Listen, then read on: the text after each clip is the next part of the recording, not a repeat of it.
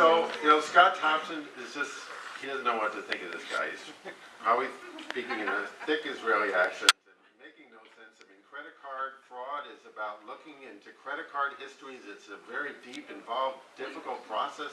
But he says, okay, I'll give you a test. I'll give you 100,000 transactions that PayPal already processed. We know how they came out, and I'm going to take the names out for privacy reasons, so it's going to be tougher. But you take these home, you see what you can do with them. Now, at this point, Shvat Shaked had only processed 40,000 transactions over 5 years. So, he just got booked 100,000 transactions.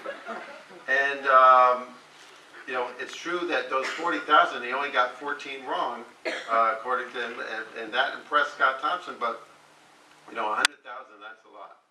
So Thompson thought, this is the last I've seen of Shvat. And Shvat goes home.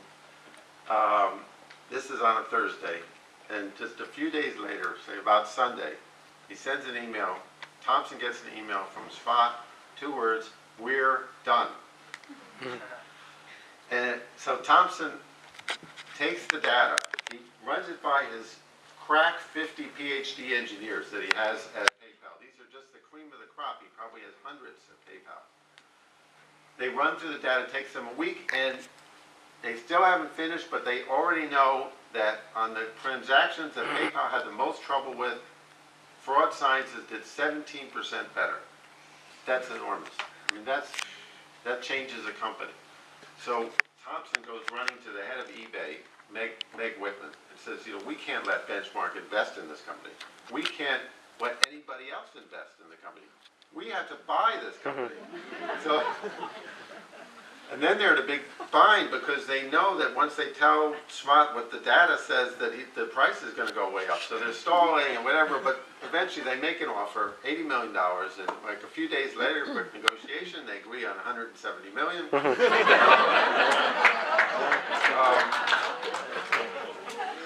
The next thing you know, Scott Thompson is on his way to Israel, flying for the first time to see the company he bought.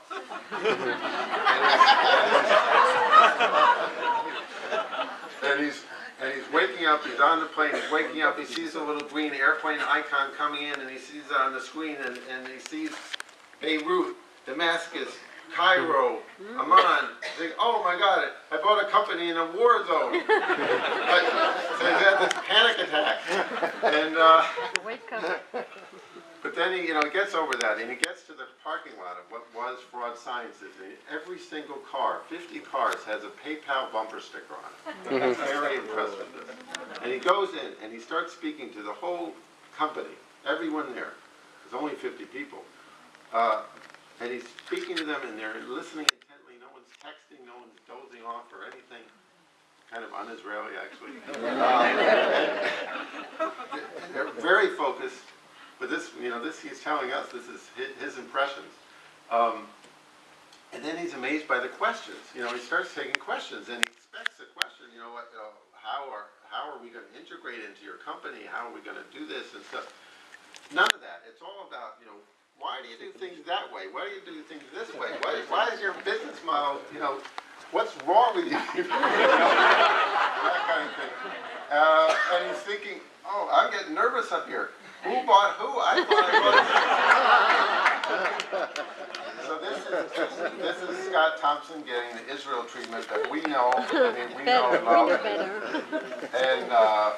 And it's a good story because it has all the elements, a lot of the elements that we talk about in the book about how the military contributes to the ideas people get for startups and the training they get.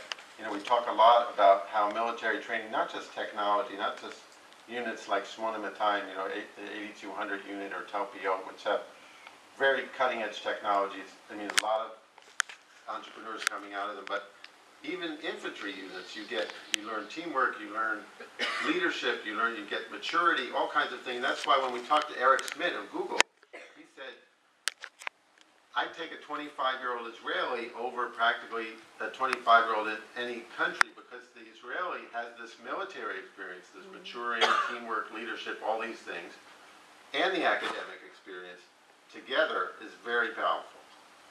So So we talk about the military, and a big thing we talk about is immigration, that we are a country of immigrants.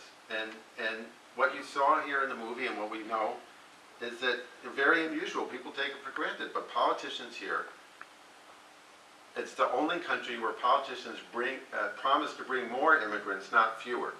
It's true. We're not only a country of immigration, we are a pro-immigration country, and we obviously make mistakes in terms of absorption. It could be better, but we work hard. We have a ministry of absorption. It's nothing. No other country can get close. In fact, a lot of countries come here also to learn from us about immigrant absorption. So I know there's a big panel here. I want to leave time, if there is possible, for questions. So I just want to end up actually with something that Shimon Peres told us, which is what we end the book with, which is that sometimes the most careful thing is to dare. And that's kind of the story of Israel. It's the story of being an Oleh Hadash. It's what makes us so entrepreneurial, what makes us have so many startups. And that's what we write about in Startup.